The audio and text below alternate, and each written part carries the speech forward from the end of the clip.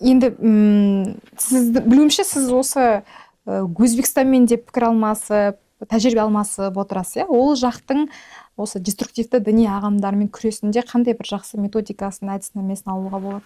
Мен жеке пікірімді айтқым келеді осы жерде.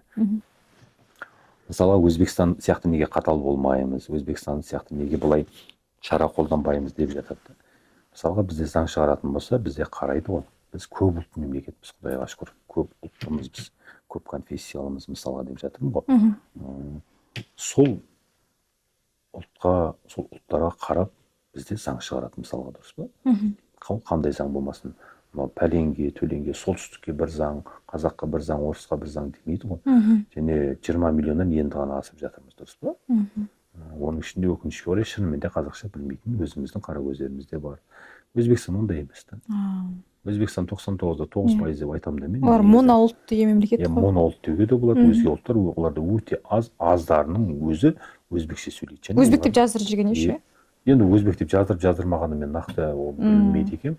Жалпы өзбек тілінде де барлық ақпарат өзбек тілінде, видеолардың бәрі өзбек тілінде жақсы қабылдау бар да. Осындай дүние бар да. Ол жақпен біз салыстыруға болмайды. Біз мен былай айтамын да негізі. Қазақстан болса, Қазақстаннан кейін тұр ғой Өзбекстан, Тәжікстан. Діни бейімділік дейді ғой. Мына жақта егер солтүстіктен жау келген болса, бірінші бізді улады ғой. Бізден қалғаны сендерге барды ғой деймін мен. Сол үшін бір Құдай біледі, егер біз мына жерде тұрмағанда, сендер де қатты уланар ма едіңдер деймін да. Немесе керісінше, мысалы, оңтүстікке қарағанда солтүстікте дін сынадыңдар азырақ болуы мүмкін да. Сондай сияқты да. Таралу Сол үшін ол жақпен салыстыруға болмайды деп айтамын. Болмайды. Біздің негізгі мақсатымыз, ниетіміз тек қана бірлік болу керек.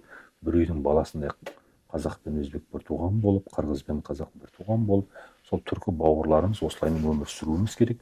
Мен әрдайым айтамын, шекарадан өтіп бара жатқан уақытта, осы шекараның болмай қойса не қылады? Осы шекара деймін, жаңа шекара болмасын емес.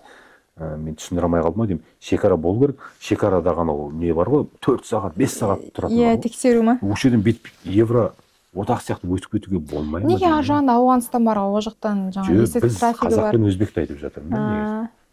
Біз бір-бірімізді аралас-құралас болып жатырмыз ғой. Сонша ана жерде белгілі ғой, рентген де тұр, иттер де жұмыс істеп жатыр. Қарапайым адамдардың жаман уақыттары қатты кетеді.